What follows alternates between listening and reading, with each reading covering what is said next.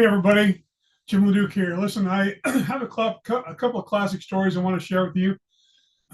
This first one is called Peanut Butter and Jelly and Steak and Lobster. I have already shared the abbreviated version of that, but I thought I'd give you the whole story because I think it's important.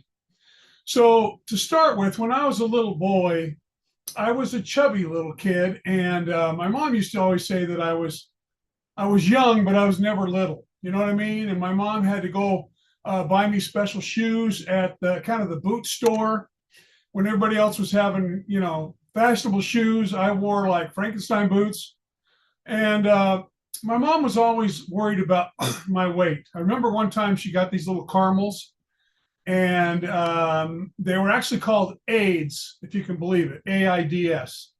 And I remember her trying this once with what was called a Metrical milkshake. For you old people, this was a milkshake that was a meal supplement. So I remember she gave me one of these caramels and one of the shakes for lunch. And I said, Mom, that was really good. Now what's for lunch? And she said, that was lunch, Jimmy. So that worked for about a day. I think right after that, I went and snuck a dozen Oreos. But anyway, I love my mom, and she did her best to raise me and not to make me feel too insecure about my weight. And one of the things she did, one time she got on this health food kick. And I remember one time she bought goat's milk. So what she'd do is she would mix a gallon of milk, actually powdered milk, and then a half gallon of powdered milk and a half gallon of goat's milk. Then she'd make it real cold, thinking that we'd love it and it'd taste good. The problem is that it tasted kind of like powdered milk and the smell of goats. And there was this aftertaste. It's like, that milk kind of tastes like what goats smell like. Now, I don't need to tell you how I knew about what goats smelled like, but I was born and raised in Idaho. So there you have it. Anyway, then my mom, I love peanut butter and jelly sandwiches. I thrive on them. I could live on them every day and never get tired of them.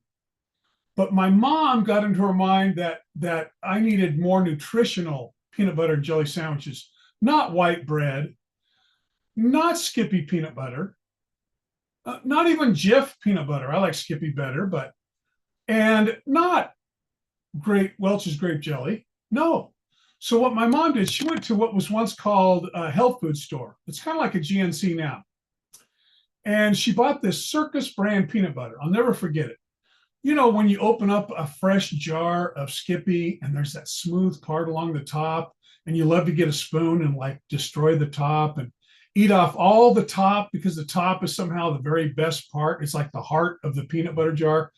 I used to love to do that. Still to this day. In fact, today I had a spoonful of peanut butter. Skippy, smooth. But my mom went to the GNC store and she bought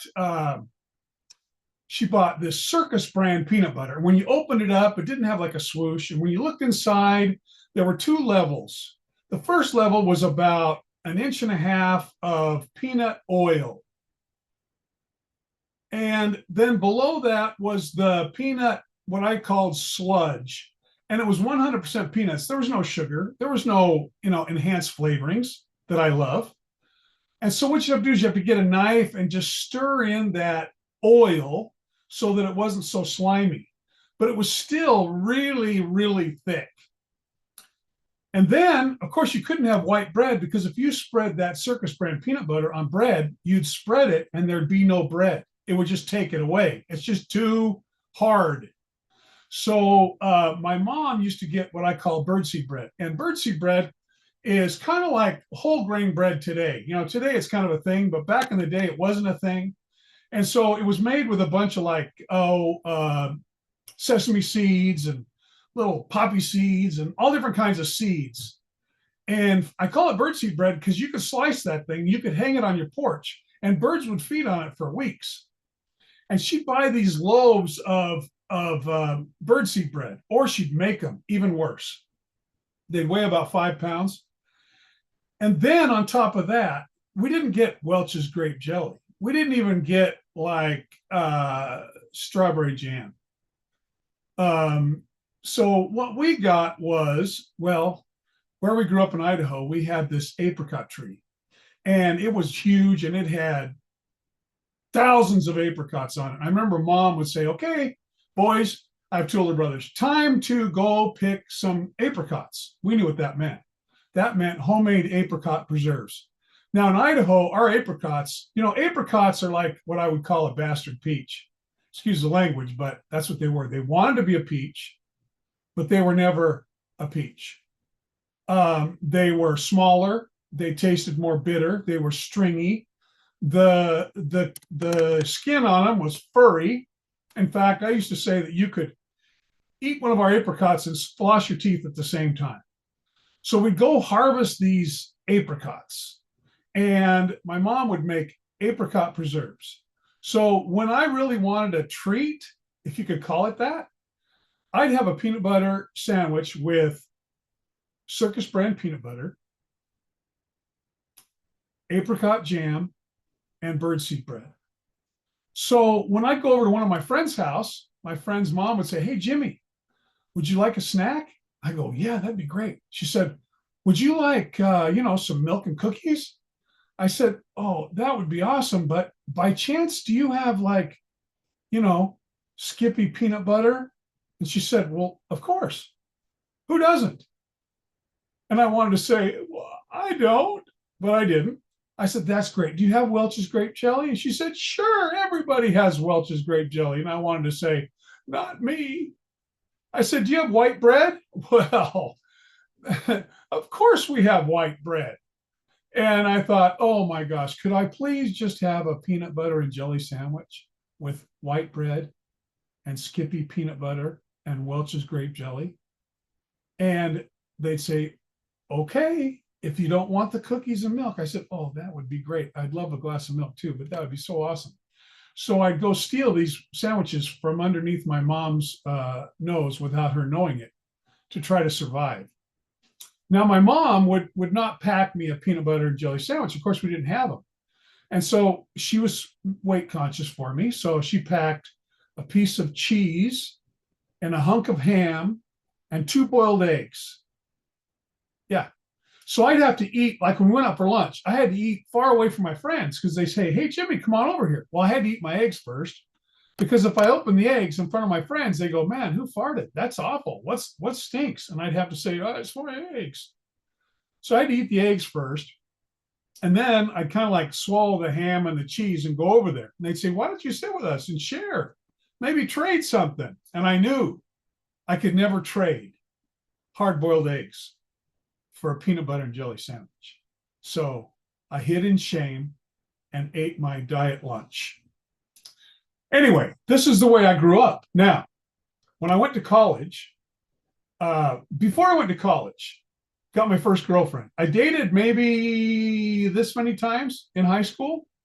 I took my best friend's girlfriend, who was also my good friend, to prom. He said I could. I wasn't trying to make a move. I just didn't want to get, rejected and by asking someone to get turned down. So we went out and had a good time. And so anyway, the spring before I graduated, I got my first girlfriend. We were madly in love, and we started dating. And there were some things wrong with the family. The dad was an alcoholic, and the poor mom, she did her best. I love that lady. She just never looked happy. And one brother was a cop, and the other brother was a drug addict. And I remember one time telling her, if we do get married and have kids, I don't know how much we want to have them around your family. Well, that didn't go over well, but still, we were madly in love. I thought she was the one for me.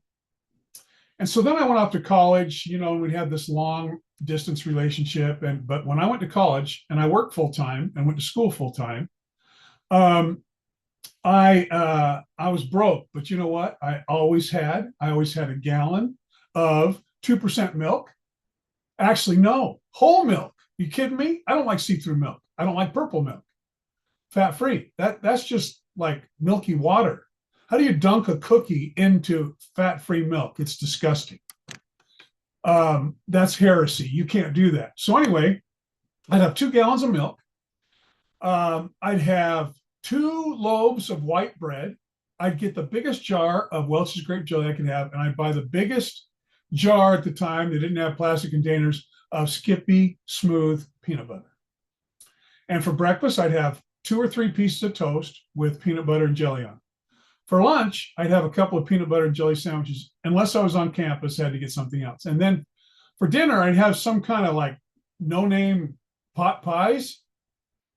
Disgusting. Or on Tuesday nights, they had these, Hardee's had these like 3 hamburgers for $1. So I go buy them, I go home, put a slice of cheese on them, and then I'd have 3 ghetto cheeseburgers from Hardee's on Tuesday nights. But for dessert, I'd have a couple of pieces of toast with peanut butter and jelly on it. And you know what? Never got tired of it. I loved it. And I'd go home on the weekends, most weekends, and see my girlfriend because we were in love. We were going to get married for sure. So then after the first semester, I went on this mission for my church and I went to Spain. Great experience. Put the religion aside. I got to learn a new culture, a new language. This redneck from Idaho learned Spanish. Yo hablo español un poco. Ha sido mucho tiempo que ha pasado. But I still remember some. Anyway, this is not about my Spanish. But when I got to Spain, I had withdrawals because they didn't have peanut butter. But when we were in Madrid, we befriended this family who lived on the U.S. Army, or the Army base. Maybe it was an Air Force base. Anyway, and for Christmas, one time they said, hey, what would you like for Christmas? And I said, oh, man. They said, we'll get it at the commissary. I said, do you guys have like American peanut butter? And they said, sure, of course. So I said, I'd love that. So they bought me this 5-pound can of peanut butter, and I ate it in 11 days. I mean, I just ate it with a spoon. I made cookies. I shared a little bit with my roommates, not much, and I loved it. 11 days, 5 pounds was gone. Now, after 4 months of being in Spain, my girlfriend, the love of my life, sent me this letter. Some people call it a Dear John, and she met someone else. She broke up with me, and I was devastated. She ended up getting married before I even got back, like a year and 8 months later. But anyway, I was devastated, but I'm over in Spain. What am I going to do? So I stayed there and finished it out and came home. And I thought, you know what? Hey, I'm on the market. There's nobody out there. I'm free. And that's a good thing. So I started going to college again. And again, I bought the white bread, the peanut butter, Skippy peanut butter, Welch's grape jelly, and whole milk. So, and I love peanut butter and jelly. And you know what? I could live on it for the rest of my life and I'd be totally happy. But I met this girl in our apartment complex and we played ping pong together.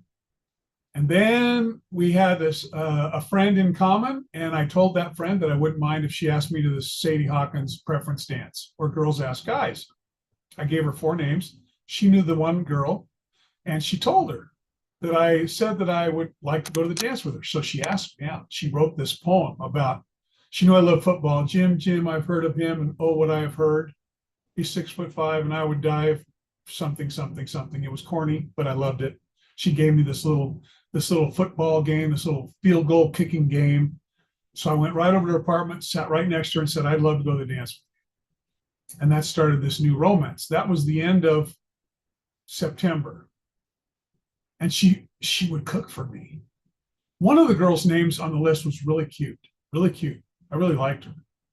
And she invited me over to Thanksgiving because I was working at this clothing store during Christmas and Thanksgiving.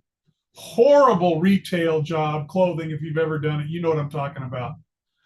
And I remember going with her, and she was really cute, curvy and stuff. But I remember she asked me, she said, do you know how to make Jell-O? Now, I'm not a culinary specialist, but Jell-O is Jell-O and water and maybe some ice if you want it to cool faster. So even though she was cute and curvy, I crossed her off the list. Now, this other girl started cooking me dinners. I mean, like roast beef, potatoes, like all this good food and dessert. And anyway, So end of September, we actually, this was the end of August, I think. September, we went to the dance. Well, in over the New Year's holiday, Christmas, New Year's, I got off work after Christmas, after we had to restock and do all that crap during Christmas. And I went down to see her in California for the first time, and I asked her to marry me.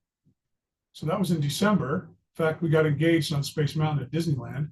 And remember, at the time, she's this refined California girl, and I'm this Idaho redneck. I wore like plaid shirts, overalls, part of my head and the hair in the middle, mustache.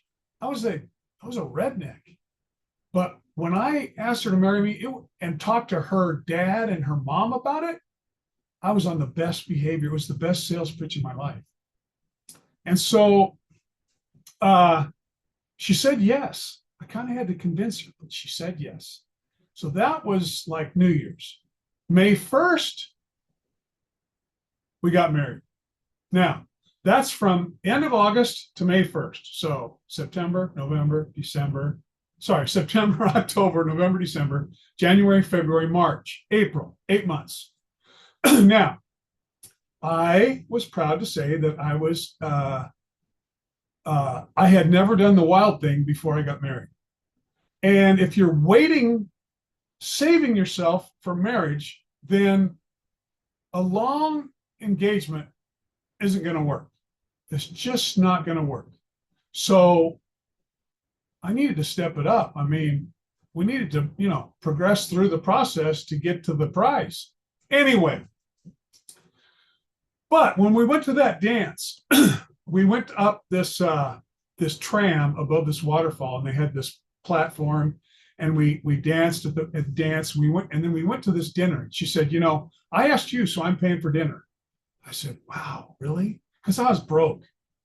I went to college through working, student loans, and that's it. That's how I did it. And so I said, wow, okay, so you're buying? She said, get anything on the menu.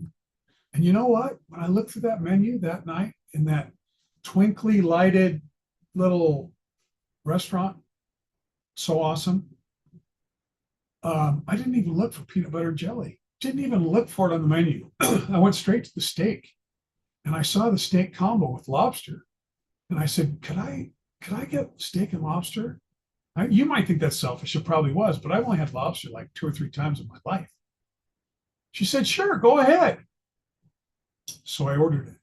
And the waiter came back. He said, I'm sorry, sir. We're out of the 8-ounce rock lobster tails. All we have left are the 16-ounce Australian lobster tails, but we'll switch it. No extra charge.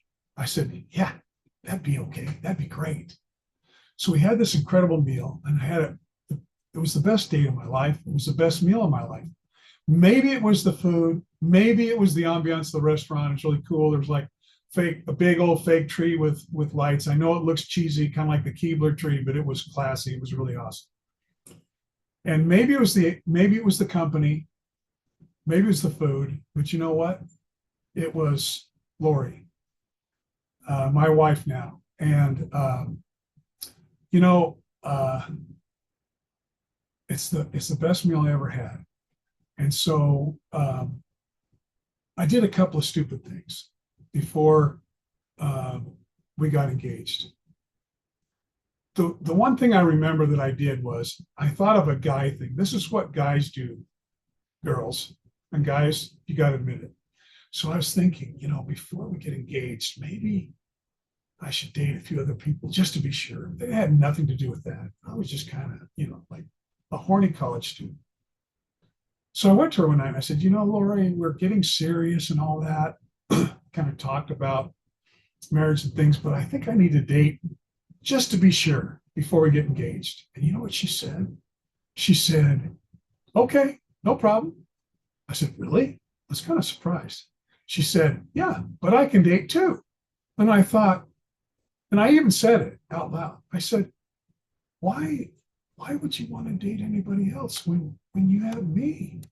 See, that's the way guys think. She said, well, if you're going to date, I'm going to date too. And I thought about that for about 3 seconds. I said, you know what? That's the stupidest thing I've ever said in my life. I hope you forget I ever said it. Let's get married. I mean, it was about like that. I realized it was the stupidest thing. And here's the thing. You don't want to marry a 10, but you want to look for a 7.5, 8. 10s spend too much time at the gym and they're gonna cheat on you with their trainer. Okay. You want like a 7.5, 8.5.